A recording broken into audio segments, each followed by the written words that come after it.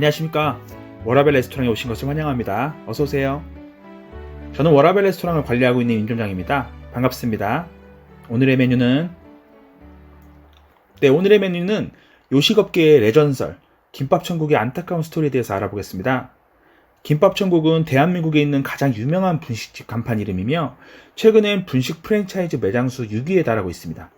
분식을 좋아하는 저는 김밥천국을 자주 갔었고요. 또 자주 갑니다. 매번 김밥천국을 애용하면서 드는 생각은 그거였어요.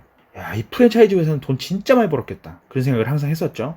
과연 김밥천국 프랜차이즈 회사는 얼마를 벌었을까요? 실상을 파악해보면 보이는 것과는 많이 다릅니다. 김밥천국의 시작은 1995년 인천 주안동에 유인철 사장님이 차린 것이 원조라고 합니다. 전설의 한 줄 1,000원 김밥을 탄생시켰고 당리 담회 전략에 성공을 거두자 프랜차이즈화하기 위해서 상표권을 등록했지만 김밥과 천국은 고유명사가 아니라고 상표 특허 신청을 거절당했다고 합니다. 그래서 어쩔 수 없이 김밥을 만드는 사람들로 법인명을 내고 사업을 하셨다고 하는데요. 하지만 상표권이 없는 틈을 타서 똑같은 김밥천국이라는 상표를 내건 유사 프랜차이즈가 우후죽순으로 등장했습니다. 여러분들도 우리 동네에 여러 간판의 김밥천국을 보셨을 것이고 어떤 게 원조야? 라고 생각해 보신 적이 있을 겁니다. 그러나 통일성도 없는 마구잡이 운영으로 김밥천국은 천천히 사양길에 접어듭니다. 2010년 600개까지 매장이 늘어났지만 2014년에는 350개로 줄었고 현재는 300개 미만으로 남아있다고 합니다. 그래도 6이죠. 한마디로 말해서 김밥천국이라는 이름을 달고 있다고 해서 모두 다 같은 본사가 관리하는 가게가 아니라는 겁니다. 참고로 현재 4개 정도의 유사 브랜드가 운영 중이라고 하네요. 같은 이름의 김밥천국도 남아있지만 아직 건재한 김밥나라도 있죠. 참고로 저는 김밥천국과 김밥나라를 잘 구분하지 못해요. 전설의 김밥천국이 사양길에 접어든 이유는 그것만이 아닙니다. 2010년 이후로 재료 가격이 상승하면서 한 줄 1,000원이라는 김밥천국의 상징과도 같은 공식이 깨졌다는 것입니다. 그리고 여러 편의점에서 삼각김밥과 값싼 도시락을 출시했고요. 저가의 다양한 상품으로 차별화된 편의점을 이기기가 힘들어졌죠. 그리고 관리하는 본사가 다 다르거나 개인적인 매장이기 때문에 전문적인 관리 방법을 접하기 어려웠습니다. 때문에 생긴 문제점들이죠. 식약처에 따르면 다수의 위생점검 적발도 서민들의 신뢰도를 떨어지게 만들었다고 합니다. 그리고 한때는 김밥천국의 이름과 로고의 성모양 때문에 사이비종교에서 운영한다는 썰도 있었지요.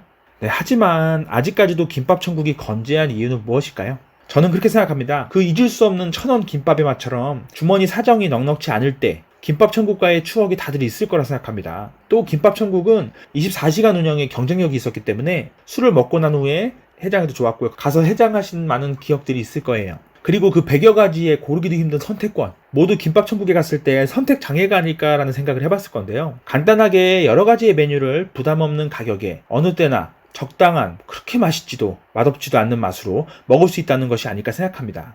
여기서 또 궁금한 게 있습니다. 김밥천국의 100여 가지의 메뉴는 정말 다 가능할까요? 그 메뉴들이 10분 만에 뚝딱 가능한 이유는 무엇일까요?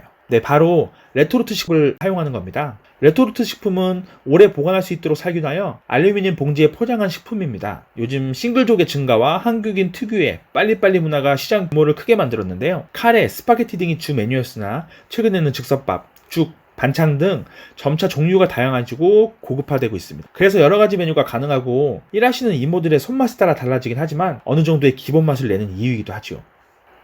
김밥천국은 2000년대부터 2010년까지가 최대의 전성기였습니다. 그때는 매장 순수익이 한 달에 2천만 원에 달하는 점포도 있었다고 합니다. 분식집인데 순수익이 2천이면 엄청나죠. 하지만 그것이 정점이었고 이후 내리막길이라는 것도 안타깝지만 우리 분식집을 대표하는 브랜드였다는 거, 또 김천과의 추억이 있다는 거, 그런 점은 저에게 또 여러분들에게 계속 남을 것 같습니다.